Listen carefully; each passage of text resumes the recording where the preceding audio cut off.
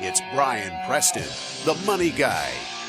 All right, this first question is from James. James said, what would the Money Guy team prioritize first? After-tax contributions inside a 401k with in-service distribution. So it sounds like this guy has access to the mega Backdoor Roth.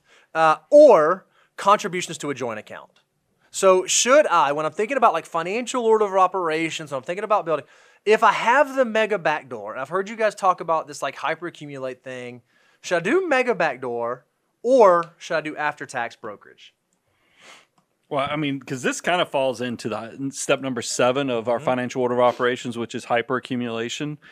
I actually think that, and I hate answering questions with questions, but this is getting, when you get to financial order of operations, step 7, hyperaccumulation, everybody's a little different because this is the bucket strategy. This is when you are not only thinking about asset allocation, that's the early part of diversification. This is when you start talking about diversification through tax location, where you're trying to make sure that you're not retirement rich, but life poor. And I think a lot of people fall into that, is that you'll find that, especially if you're a person that's part of the FIRE movement, or you just want to have access to more liquidity in your 40s and 50s, a lot of us who are super sensitive to taxes will make some decisions that get us loaded up on retirement accounts and then not have access to after-tax money.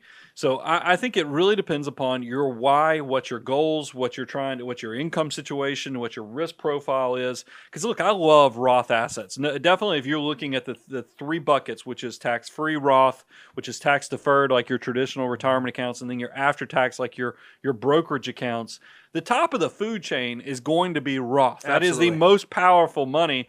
The only problem with it is that usually it's got some strings attached to it, some limitations, meaning or access to it, especially if you're younger. So that's the only thing. I think it becomes a much more individualized decision when you get to that point. Yeah, that's what I was going to say. It very much depends on what your goals are. If you're someone who thinks that you're going to possibly retire early, and when I say retire early, like before 45 or before 55, you may want to think about that after-tax brokerage account, because those are dollars that you can get to.